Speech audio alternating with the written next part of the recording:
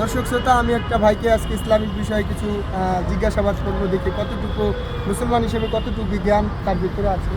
তো আসসালামু আলাইকুম বড় ভাই, ভালো আছেন? সালাম, আলহামদুলিল্লাহ।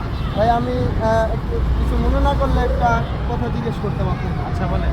তো বিষয়টা হচ্ছে ভাই, আমরা এই দুনিয়াতে একটা সময় ছিলাম না, আবার এখন এই দুনিয়াতে আছি, আবার একটা সময় এই দুনিয়াতে থাকবো না। তো আমরা তো মুসলমান, তো আমাদের এই মুসলমানের যে একটা দায়িত্ব আছে এই দুনিয়াতে, তো আপনার কাছে কী মনে হয়, কী দায়িত্ব মুসলমান হিসেবে, কী দায়িত্ব যদি কিছু বলতে?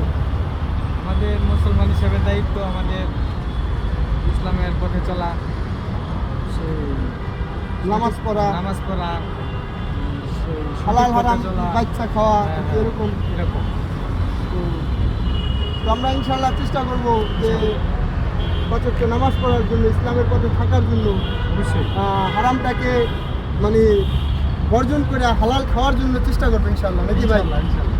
আর ইনশাল্লাহ চেষ্টা করব আমাদের এখন যে বয়স, ইয়াং বয়স, এই বয়সটায় আমরা চেষ্টা করব ইসলামের পথে থাকার জন্য, ইসলামের দাওয়াত মানুষের কাছে পৌঁছে দেওয়ার জন্য। অবশ্যই। তো এখানে একটা ভিডিও করছিলাম ভাই আমি, তো সবাইকে একটু ইসলামের দাওয়াতটা যদি দিয়ে দিতেন আপনার তরফ থেকে, যে যদি কিছু বলতেন ইসলামের। আমি সবাইকে এইটুকুই বলবো, যেহেতু আমরা ইসলাম ধর্মের মানুষ, তাহলে আমাদের 5 ওয়াক্ত নামাজ পড়া উচিত।